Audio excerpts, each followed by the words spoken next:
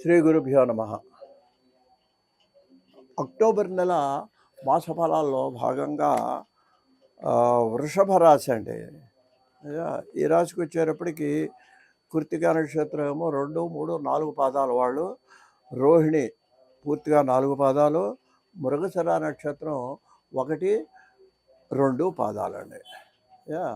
ఈ రాశి వారికి మరి అంతకు ముందు లాగానే ఇక్కడ కూడా మీకు ఏమవుతుందంటేనండి, ఇబ్బందులు తప్పవు. ఇక్కడ కూడా వీళ్ళకి అంత బాగా ఉందని మనం చెప్పలేమండి ఈ నెల.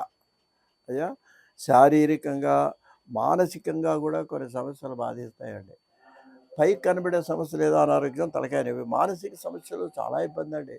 అసలు నిద్ర పట్టదండి. ఆ మానసిక సమస్యలు ఉంటే నిద్ర రాదు. ఒకసారి పడుకుందామని అదే ఆలోచన వస్తుంటుంది మనకి.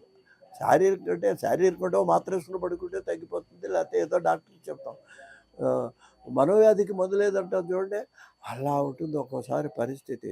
అందువల్ల దానికి ఏమిటి మందు అంటే ఒకే మందు ఉందండి, భగవదారాధన మందు. కాబట్టి ఈ నెల మీరు నిత్యదైవ పూజ మానొద్దు, భగవదారాధన చేయండి. దానివల్ల 2 కూడా సమసిపోతాయి. మీకు బయట కనపడే ఇబ్బందులు పోతాయి, మానసికమైన ఇబ్బందులు కూడా ఆ భగవంతుడు తప్పించేటువంటి శక్తిని మీకు ఇస్తాడు. అయ్యా, అనుకోకుండా మీకు ఈ నెలలో బంధుమిత్రులతో విరోధాలు వచ్చే అవకాశం ఉంది. మీరు జాగ్రత్తగా ఉన్నా సరే ఏదో వచ్చేస్తాం. ఒకసారి మన మీద వచ్చి పడుతుంటాయండి నిందలు, తప్పదు, అది భరించాలి. అప్పుడు మనం సహనం వహించాలి. కాబట్టి ఆరోగ్యానికి కూడా ఇబ్బంది కలిగే అవకాశం ఉన్నాయి. మీరు అనుకోని సంఘటనలు జరుగుతాయి, సహనం వహించండి. మీరు అనుకోరు అది, పోనీ ఏదో మీరు ఇదే తప్పు చేశారు దానివల్ల ఇబ్బంది వచ్చింది అంటే అది వేరే సంగతి. అలా అనుకోకుండా కూడా మీకు ఇబ్బందులు వచ్చే అవకాశం ఈ నెలలో కనిపిస్తున్నది. అయితే మీకు నెల మధ్య భాగంలోకి వచ్చేటప్పటికి నూతన వస్త్ర ప్రాప్తి, ధనధాన్య సమృద్ధి కూడా మీకు కలిగే అవకాశం ఉంది. కాకపోతే ఏంటంటే ఆర్థికంగా మాత్రం మీరు పొదుపు వీలైనంత వరకు పాటించండి, లేకపోతే మీరు అప్పులు చేయాల్సిన పరిస్థితి ఏర్పడుతుంది. రెండవది, పనులు ఆలస్యంగా ఫలితం ఇస్తాయండి. అంటే రేపు అయిపోతుంది, రేపు ఏదో బ్యాంకు లోన్ ఇచ్చేస్తాడు అనుకుంటాం మనం. ఇంకో 4 రోజుల్లో రండి అంటాడు, అవుతుంది పని. కానీ ఆ పని ఎలా అవుతుందంటే ఈ నెలలో మీకు ఆలస్యం అవుతుంది. దానివల్ల మీరు కంగారు పడద్దు. మన యొక్క జాతక రీత్యా ఇట్లా జరిగిందని సరిపెట్టుకోండి. అయ్యా, మీరు కొంతమంది మిమ్మల్ని ఉద్దేశపూర్వకంగా మరి ఉంటారండి. శత్రువుల్లోనేమో మిత్రులు ఉంటారు, మిత్రుల్లో బంధువుల్లో కూడా శత్రువులు ఉంటారు. పైకి కనపడరు, మనతో మాట్లాడుతుంటారు కానీ మనకు అపకారం చేస్తుంటారు వాళ్ళు. అలాంటి బాబతు కొంతమంది ప్రతి చోట ఉంటారండి.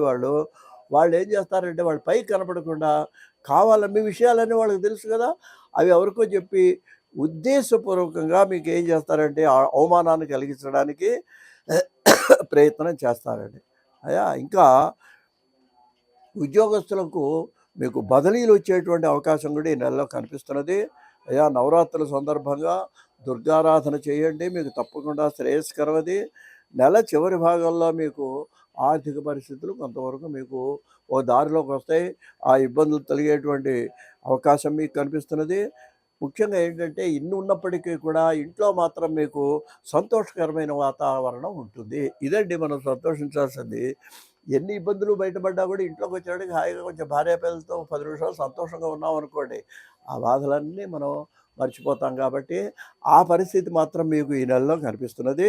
అయ్యా, వ్యవసాయదారులకు 2 పంటలు ఆశించినంత ఆదాయం ఉండదు.